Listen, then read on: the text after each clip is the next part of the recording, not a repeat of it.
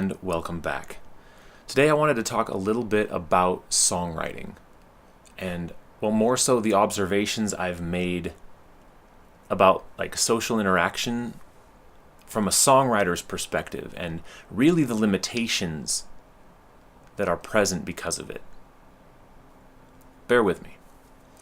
So when I hear people talk, you're sharing what's going on in your life, the positives, the negatives, and if things are going really well, it's like, hey man, I graduated from college this year, or I don't know, maybe I got a new car, or you won't believe it, I met the girl of my dreams, or something like that, and they're just jazzed about it, and that's end of transaction. I mean, maybe they're like, hey, let's go celebrate. Let's go drink some beer and liquor and have fun. And the flip side, hey, yeah, she left me. Or maybe, the bank foreclosed on my house. Or, hey, my dog died. And that's it. End of transaction. I mean, again, maybe they're like, hey, let's go drink some beer, drink some liquor, and drink away my tears. It's a possibility. But songwriters don't process that way. I mean, and I know some people, they journal or they blog, and that gives them an outlet, a means of venting. And you can always do that. Super great therapy, having a good group of friends, and you can just vent to them. But that's almost either way, actually, that's just where it stops. I posted this thing online and my blog's updated.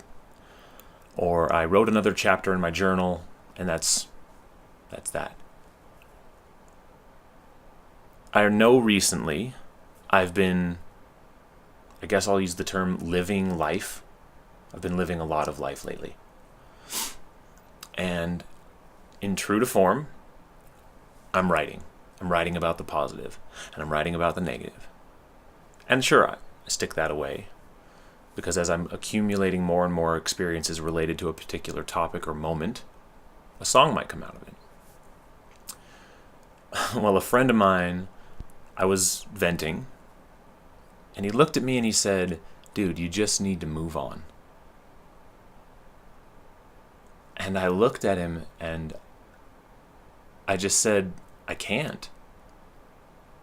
The song's not written yet. I'm not done. I can't move on.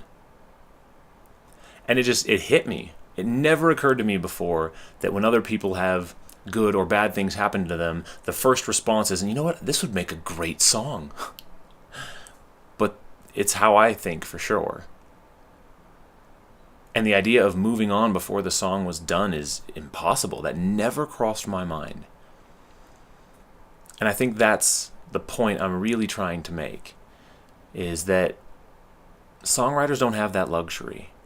Sometimes we'll be, really passionate about the girl we met, and it's so empowering, and you're happy and you're excited and you're writing that song, and that's fantastic because you're revisiting those positive moments and everything's good. But the flip side of that coin is when the girl leaves, or you haven't talked to her for 3 months, or you didn't pass your classes and your dog died, or you have to move away from just something negative, some really gut-wrenching experience.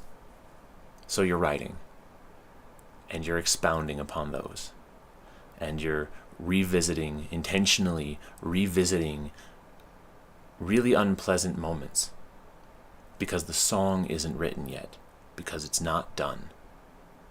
So psychologically, musicians are diving back into these really less than stellar moments in their lives to write a song.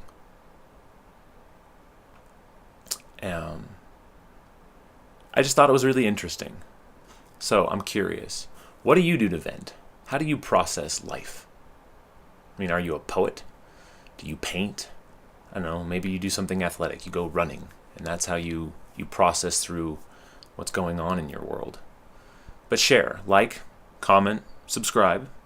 More importantly, share. But actually with this one, really do comment. I'm really curious. What is your outlet? Curious to see what people have to say. And I guess I'll close with a little bit of a public service announcement. If you know a musician and you really like their music for the uplifting songs, and especially the downtrodden, life could be better sort of music, hug a musician. We need it.